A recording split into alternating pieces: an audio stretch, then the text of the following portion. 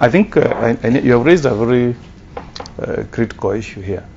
And I think as a country, we really need to do a lot to defend our sovereignty. I don't think Kenyans can go to China and do what the Chinese do here. And I know if you look at Nation, page 8 of today's Nation, there is a story there where with a sub-headline, they are saying, tour guides decry Chinese invasion. Yeah, that's you can't believe it that as a country, we are not just inviting the Chinese to come to Kenya and build our roads. But look, the Chinese are now coming in and taking over, the business of doing tour guide business in this country. I mean, do you want to say that Kenyans don't have the right skills, to guide tourists in the Mara? Nobody can go to China and do this. And so I want to agree with you that we need to relook at the way we engage these so-called superpowers. I want to give you an interesting story on what I saw in Australia. Huawei Technologies company has actually been banned from doing business in Australia because of unethical business engagements. But when it comes to Kenya, I've not seen the Kenya Bureau of Standards applying the same kind of standard where you say the Chinese goods that are substandard should actually be blocked from entering the Kenyan market. We have given the Chinese a free check. We have exposed our people. The kind of torches you find in the streets, people buy them, they last 1 week, they are off, and the people are losing money. Yeah. And these are poor Kenyans. So I think really the government has not done much in terms of putting standards of engagement between us and the Chinese. And I think seeing this story on page 8 should be a wake-up call to the to the government that we should not surrender our sovereignty to the Chinese. To the Chinese, yes. None of you is actually mentioning the ill practice that we were talking about. Of course, also looking at the People Daily, this was way back, where now the employees were crying foul about how they're being treated by the Chinese. They cannot even share the same table, of course, in the restaurants with the Chinese as well. Right now, we're really fighting against racism, worldwide, that is raising its ugly head again. But this is how also Kenyans are being treated in their own country. Yeah. Right. So I think we should speak to this. And if we have intellectual property that is being or unethical business practices, if we are calling ourselves as a country who we regard ourselves in high esteem and of course following the rule of law, those are questions that we need to actually address. What I'm seeing in that headline there, it's against, in 2007 this country enacted 3 labor relations laws that were meant to guard and to protect employees from this kind of abuse. And I think the victims, the Kenyan employees who are being mistreated, should invoke, the powers of the labor and employment court. We created specific High Court division that was to protect the rights of workers. And I'm sure maybe I want to make an appeal to the victims that they should look at some human rights bodies that can offer pro bono services for these Kenyans. They go to court. Actually, they should sue for damages because we shouldn't allow a foreign enterprise to come and mistreat our own Kenyans the way the Chinese are doing.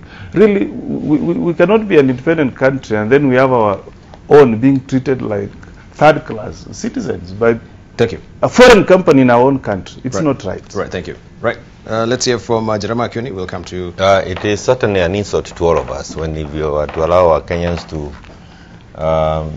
be treated in the manner that is reported in the media. And I want to agree that some perhaps even civic education to our people, our workers, is necessary so that they can know that there are laws that protect them. And if these issues are also taken to court, we should be able to ensure that that mistreatment is not there.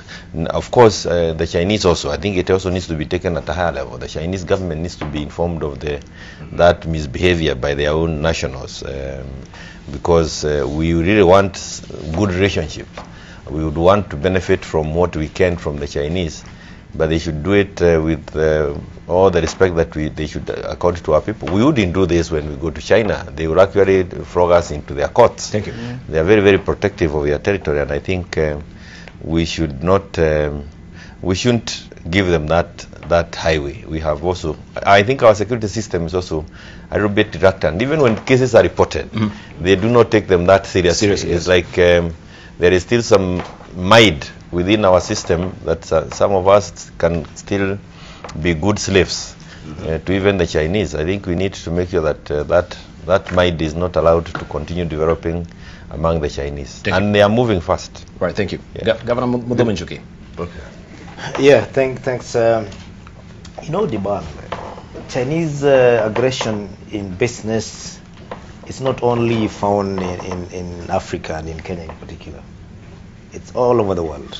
If you go to America, most of the gadgets that are used there, they're Chinese. You stay to UK, it's the same thing. But it is us, the Kenyans, who have allowed Chinese to give us the low standards, because the products are normally made in different standards depending on the market. I don't know this affordability, but we have accepted the low quality standards posing as affordable. Yet they're so expensive because, as the Senator Mugeni has put it, you can have a gadget that you dispose after a few days, yet you paid money for it and you pick another one. You look at the cycle at the end of the year, you've used more money that you'd have used to buy the expensive one. Yeah. And because of allowing this to be a dumping ground for those cheap imports, the Chinese has really flooded this market, because guys who bring in those low quality goods, they are Kenyan importers. Of course, it's followed up by Chinese who want to set up there and continue producing when they see the demand is so high. And you know, come easy, go easy. And you do not expect them not to flood here, because it's a business that is giving them a very high turnover. However, the recent now cultural mix-up of the Chinese culture and ours in terms of business culture is what's really worrying, because as much as they do business with UK and the US, there are lines that are drawn for them they cannot cross. They remain professional. They maintain the ethics that are there for business in America and US, but here they cut corners, just like maybe they have been shown by some Kenyan businessmen. So we are the ones to blame for some of these behaviors, because when they pick them, they perfect them, and then we go back to blame them. Why should we allow Chinese to flood the River Road and Luduli Avenue that our Kenyan business people used to earn a living? Thank you. It is because both the agencies of like Kenya Bureau of Standards, KRA, very much aware of what is happening. What do they do about it? Thank you. How much have they really been? Have they taken in custody and say we cannot accept this? This is substandard. Please go back. Thank you. Let's hear from Senator Pogisio. Lastly, well, let's just call it corruption. Let's just say it's a continuation of the corruption and the dragon of corruption and how far it has gone into our country. Not only do people get their visas the way we have talked about, but also being licensed to do businesses they should have no business doing. Like it's been said, how do you have somebody registered as a tour guide or even a tour company owned wholly by Chinese who have just come recently, who are just on visa?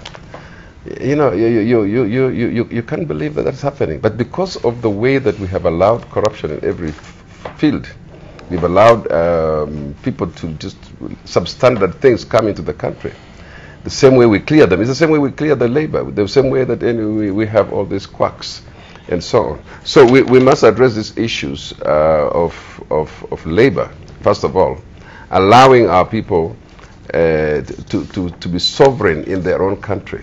Our labor is maybe cheap to get, but the sovereignty of our people should not be insulted by somebody coming here and trying to segregate our people. So we think we just need to be tough on the issue of who is allowed to work and why should they have companies that are wholly owned by Chinese.